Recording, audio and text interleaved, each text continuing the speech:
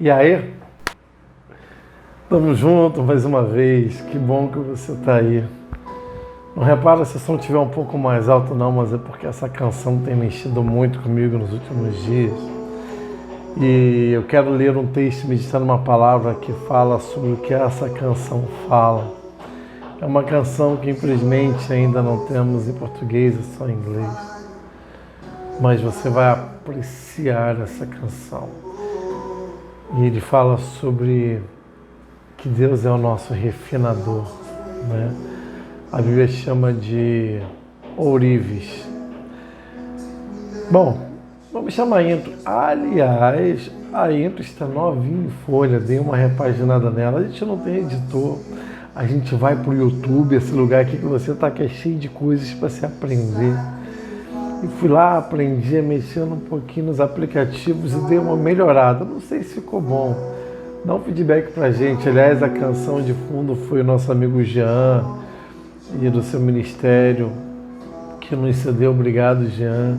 Eu dei uma alteradinha ali para encaixar a música no tempo, no melhor momento que eu queria a música. Quem sabe a gente faz um clipe mais pra frente da música. A canção é muito bonita, fica que nem um chiclete na cabeça, sabe? Mas é muito boa. Bom, vamos chamar a intro e a gente conversa mais.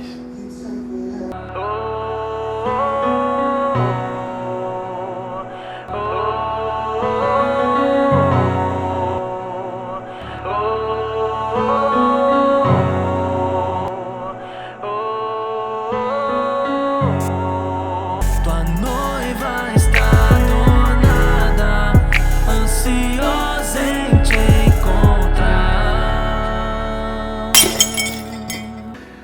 Então, aqui estamos. O que você achou da intro? Bacana? E essa apresentaçãozinha aqui? A gente está se esforçando.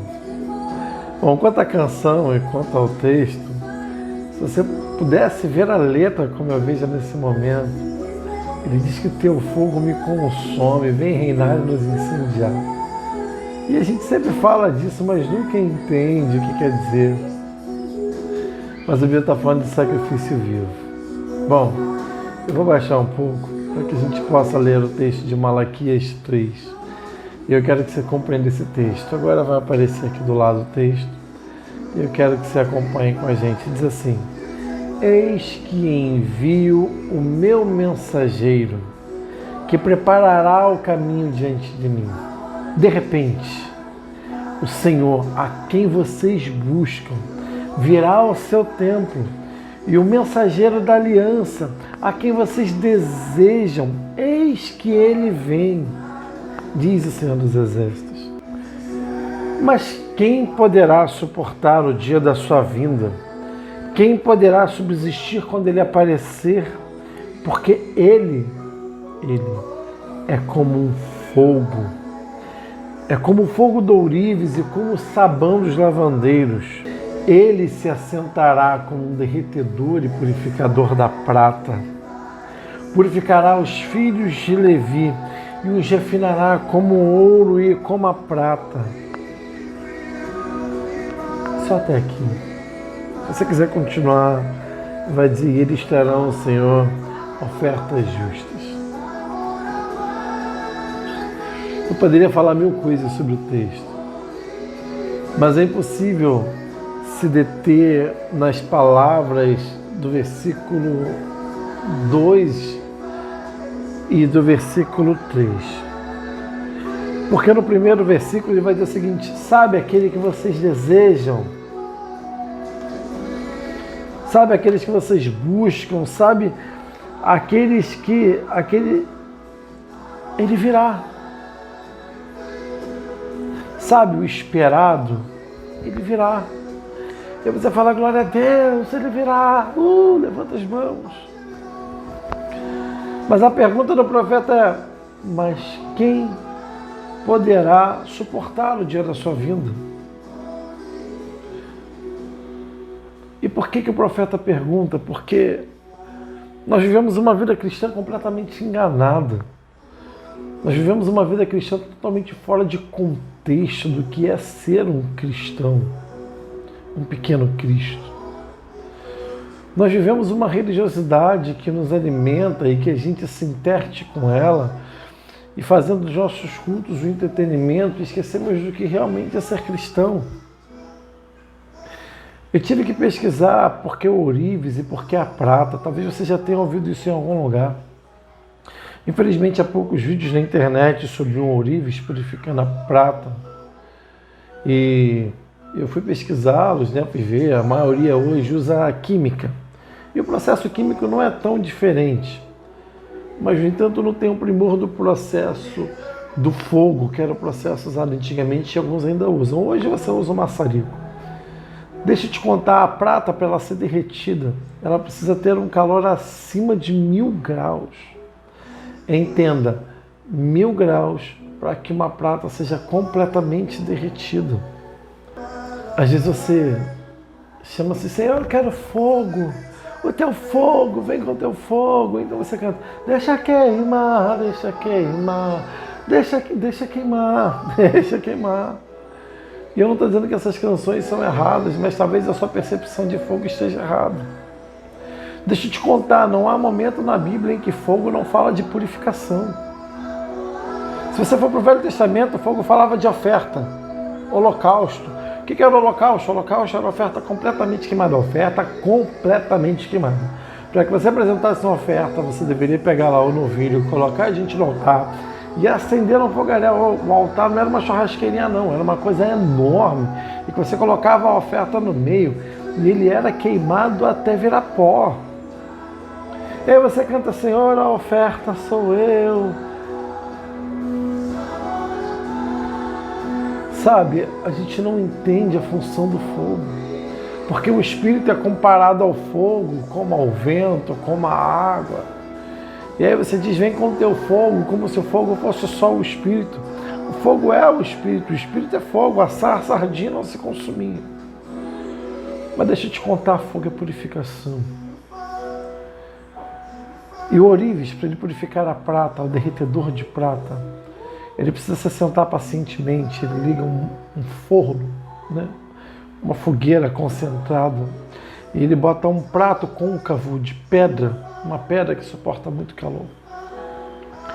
Então ele acende esse fogo e fica ali durante horas. Entenda, o ourives também sofre enquanto te purifica. Perceba que não é fácil para o ourives te purificar, ele sente esse calor também.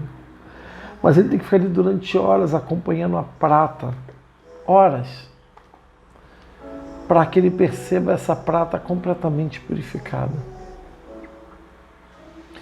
E sabe qual é a beleza disso?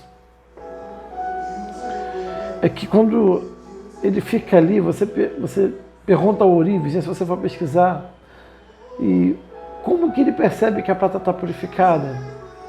Na medida que essa prata é derretida, ela vai ficando como uma água, ela vai ficando bem líquida.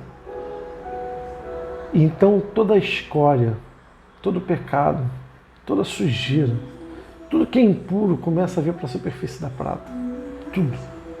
Entenda que quando você passar pelo fogo do Senhor, entenda quando você passar pelo altar do Senhor, entenda quando você decidir ser a oferta, entenda quando você decidir, Senhor, purifica-me. Você está dizendo, Senhor, me queima até que a minha sujeira apareça. Sabe quando o fogo vem e os seus pecados começam a se ressaltar e você começa a se achar cada vez mais pecador? Ei, deixa eu te contar, não fica triste, não desanima. Isso não é você sendo menosprezado. Isso é Deus te mostrando que Ele está te purificando e para isso essa sujeira precisa ressaltar, porque à medida que ela ressalta é mais fácil de você tirar. Você pega então o equipamento e vem tirando toda aquela escória, tudo aquilo que está boiando. E aí, por fim, você pergunta ao ourives, como é que eu sei que a prata está pronta? Como que eu sei que a purificação está completa? O ourives fala, quando eu me inclino e olho para essa prata derretida e o meu rosto se reflete nela como um espelho. A prata é reflexiva e o seu rosto fica ali refletido nela quando ela está completamente purificada. E aonde eu quero chegar com isso? Quando você for completamente purificado pelo refinador, quando você for completamente purificado por Ele, você vai refletir Ele. Você precisa refletir a face do seu purificador. Você precisa ser um reflexo dele. Ser purificado se torna a ser um reflexo, uma imagem refletida. Não, você não é ele, você nunca será ele, mas você consegue refleti-lo. Ele precisa olhar para você e ver um reflexo dele. As pessoas precisam olhar para nós e ver um reflexo dele.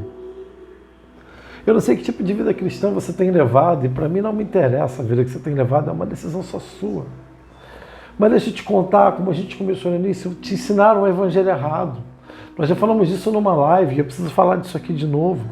Olha, você passou a vida inteira pensando que o objetivo da sua vida cristã era a salvação.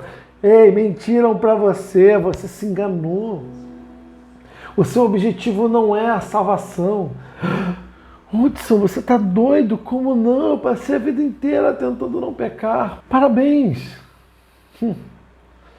Mas esse não era o seu objetivo. Quando você decidisse se purificar, isso aconteceria naturalmente. É um processo natural. A salvação ela é o início de tudo, ela não é o fim de tudo. Dependendo da sua crença teológica, você já é salvo por predestinação. Ei, então, se você é salvo por predestinação, como que a salvação pode ser o seu objetivo final? Sabe, você passa a vida inteira tentando barganhar com Deus como se pudesse comprar a sua salvação. Ah, eu tenho que fazer algo, né? Afinal de contas, eu sou cristão. Mas não era por amor. Era por medo. Quantas vezes você se perguntou se você realmente é salvo? Muitos creem na salvação, eu creio na minha. Mas quantas vezes você teve medo de não ser salvo? E por causa disso passou a vida inteira buscando uma salvação que já estava aí. Ei, é de graça, é pela graça. Aquele que confessar, você que não é cristão, se quiser agora, confesse a Ele, creia em seu coração e você já está salvo. Você fala, Hudson, mas é tão fácil. Sim, é tão fácil, não há nada que você possa fazer. Então, por que da caminhada da vida cristã? Aqui vem o refino, aqui vem o ouro. Você pode ser o crente da maneira que você quiser. Você quer ir para a balada no final de semana? Vá. Você quer beber? Vai beber. Você quer viver uma vida promíscua? Vai viver. Entenda que não é isso que te torna salvo ou não. Isso só torna você um mau caráter ou não. Não estou dizendo que tudo que eu disse aqui é falta de caráter. Mas é falta de agradecimento, de reconhecimento. Entenda que o povo de Israel, você tinha Moisés e você tinha o povo. Moisés subiu o monte e o povo ficava no pé ouvindo. Quem você vai ser? Você quer ser Moisés ou você quer ser o povo? Então não é sobre salvação que a Bíblia está falando, nem a sua vida cristã é o foco. A salvação já está ali disponível, a salvação já estava disponível para Israel. A questão é sobre relacionamento com o próximo, você vai viver do seu mestre. O com o próximo você vai viver de Deus, você diz que quer ouvir Deus. E talvez você tenha uma dificuldade na sua vida de relacionamento. Talvez você não consiga ter uma vida de sacrifício e de oração. Talvez você não consiga nem ler a Bíblia. Talvez você não consiga nem se dedicar um pouco mais, sabe por quê? Porque você está decidindo se essa vida é sua ou essa vida é de Deus. Entenda que quando a gente fala de altar, quando você entrava no tabernáculo, você passava do portão, que se chamava caminho. A primeira coisa que você via é o altar. Isso é a salvação, quando você passa pelo caminho, quando você entra no caminho, a primeira coisa que você precisa enxergar é o altar do sacrifício. Aí você falou de que sacrifício, eu preciso fazer jejum, mas a gente não tem mais que matar novilho. Não, não tem. De fato não tem, nada mudou. A Bíblia diz que o tabernáculo de Moisés, em Hebreus diz isso, era a sombra do que haveria de vir. Mas se o cordeiro se sacrificou, por que eu tenho que olhar ao altar do sacrifício? Porque não havia só uma oferta. A oferta pela expiação de pecados era uma das 5 ofertas que deveriam ser entregues. Havia oferta de gratidão, havia oferta pacífica e existem outras duas que eu nem vou lembrar agora. Mas se você quiser, vai lá em Levítico para entender todos os tipos de oferta. Então você pode dizer que o sacrifício do seu perdão já está pago, você está salvo. Ei, você quer ver como você está? Seja feliz, vá viver. Tudo te é lícito, mas entenda, nem tudo te convém. Entenda como Salomão, que viveu a vida como ele queria e no final ele descobriu o seguinte: jovem, de tudo quanto fizer, não se esqueça de uma coisa: tudo quanto você fizer, você dará conta a Deus. E quando ele fala de dar conta a Deus, ele não está falando de salvação, ele está falando de enfrentar aquele que você diz que ama. Quando na parábola dos bodes das ovelhas, ele te encontra e te pergunta: o que tens tu para me apresentar? As suas mãos estarão cheias ou vazias? É disso que sacrifício e fogo fala. E no altar do sacrifício você precisa ser totalmente queimado. Então você diz: Senhor, eu sou um sacrifício, a minha vida é sua. Ei, se a sua vida é dele, o que você está fazendo com ela? Ela não é sua, ela é dele. Ou então você não entregou nada. E aí você precisa decidir se você entregou a sua vida para ele ou não. E melhor do que tudo, deixa eu te contar, você não tem que entregar nada, já é dele. A Bíblia diz que ele me comprou. Eu pertencia a alguém, ele pagou um preço e me tomou. Eu sou dele. Ele me deixa livre para decidir se quero andar com ele. Mas eu sou dele, eu pertenço a ele. Houve um preço pago por mim para que eu fosse dele. É claro que ele almeja e espera pelo dia em que você vai dizer por conta própria: eu sou seu. Aí você diz: você está louco? Eu não estou louco. Isso aconteceu aqui no Brasil e no mundo. Eram os escravos de brinco. O que eram os escravos de brinco? Eram aqueles que decidiram ser escravos, mesmo quando ganharam carta de alforria para ir embora. Foram aqueles que decidiram: você é um bom senhor, você me trata bem, eu prefiro ser um servo, assim como o filho pródigo, o Senhor me trata como um servo seu. Porque um servo seu é muito melhor tratado do que qualquer outra pessoa. Porque um servo do Pai é mais bem tratado do que em qualquer outro lugar. Hoje você pode escolher ser servo dele, um escravo de brincos. Sabe o que Paulo vai dizer lá em Filipenses 1, 22? Porque para mim o viver é Cristo e o morrer é lucro. Paulo está dizendo que ele anseia ver Cristo, ele queria morrer para ver Cristo. E ele diz que isso é lucro, mas quando ele pensa nas pessoas perdidas, ele fala que ele precisa viver. Então, o viver é Cristo, porque ele só vive por Cristo, ele vive porque ele precisa fazer a obra de Cristo, ele precisa expandir. Ei, você foi chamado para expandir, você foi chamado para ir além. Você não foi chamado para ser salvo, você já é salvo. O que você está fazendo sentado no banco da sua igreja? 10 anos de crente, 5 anos de crente, 3 anos de crente. Os discípulos caminharam 3 anos com Jesus e já eram apóstolos. Até quando você vai se esconder atrás de: mas eu não sei qual é o meu dom? Até quando você vai ser uma pedra de tropeço para as pessoas que precisam evoluir? Até quando você não vai ser uma carta viva, como Paulo diz? Lembra do reflexo? Eu sou um reflexo de Cristo. Paulo diz lá em 2 Coríntios 3 que nós somos como cartas vivas, porque as pessoas nos leem, as pessoas nos veem, as pessoas estão me vendo agora, me julgando, me aprovando, me reprovando. Mas o Evangelho é transmitir o melhor. Eu quero aqui transmitir o melhor que eu posso te dar. Ei, não aceite a vida que você leva. Não fique no pé do monte. Lembra da música do Morada? Eu vou tentar botar ela aqui no card. Não fique no pé do monte. Sabe o que é ficar no pé do monte? É o seguinte: um dia o povo reclama com Moisés. Moisés diz: porque só você sobe, porque Deus só fala com você, nós também queremos ouvir. Afinal de contas, você sobe, tudo que você ouve de Deus, você volta aqui e diz pra gente, a gente tem que acreditar e seguir. Mas fala: tudo bem, parabéns, jovem, vou lá falar com o pai que vocês querem falar com ele. Moisés fala: então, Deus, a galera lá quer te ouvir, eu estou ouvindo sozinho, eu fico dizendo, eles não estão acreditando mais em mim.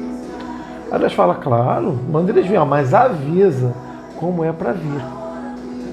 Avisa qual é o processo que você faz para vir. Avisa o seu processo de santidade e de purificação, para que eles saibam que se subir aqui na minha presença da maneira errada, vai dar M. Então Moisés prepara o povo, avisa o povo, tá? Aí o povo se anima: vamos falar com Deus, né? Aqueles congregação, né? Vamos lá. Daqui a pouco estão chegando no pé do monte. Como é que está o monte? O monte está com trovão, está caindo fogo, tem barulho, tem tufão, o monte está tenebroso, porque Deus está lá, cara, a presença dele é intensa. O povo falou, Moisés, está lá na frente já, subiu no monte. O que foi? Então, cara, pô, mano, vai lá, sobe, fala com ele, traz pra gente acredita em você. Mas vou te falar, a gente não quer falar com ele não. A gente está satisfeito em ficar aqui no pé do monte. Sabe quando Deus fala com o profeta, aí entra um pouco mais na água, assim até aqui, não, aí só está até os artérios, entra mais, aí um pouco mais, assim até aqui, não, aí só está no lombo, entra um pouco mais, e a água já está no lombo, assim até aqui, não, cara, eu quero que você mergulhe. Por que você está no pé do monte? Por que você se contenta em ouvir as palavras de outros em vez de estar pregando a palavra? Por que você se contenta com a presença e com a experiência de outros? Você conta testemunhos dos outros. Por que você não tem mais testemunhos para contar? Porque você não tem relacionamento. Onde estão as suas experiências? Ei, e você que está há muito tempo sem ter essas experiências, você que tinha dons e manifestava esses dons, você que se sentia na presença, ei, fala para mim, você não está sentindo saudade? Saudade quando os irmãos do coque entravam na minha casa e viravam rebuliço. Será que você não sente saudade? Deixa ele te purificar. Perca o controle da sua vida. Ele quer te refinar. Ele quer te purificar como a prata. Ele quer se ver refletido em você. Não tenha medo. O sacrifício é você. Se dê em oferta. Não há nada melhor do que você mesmo.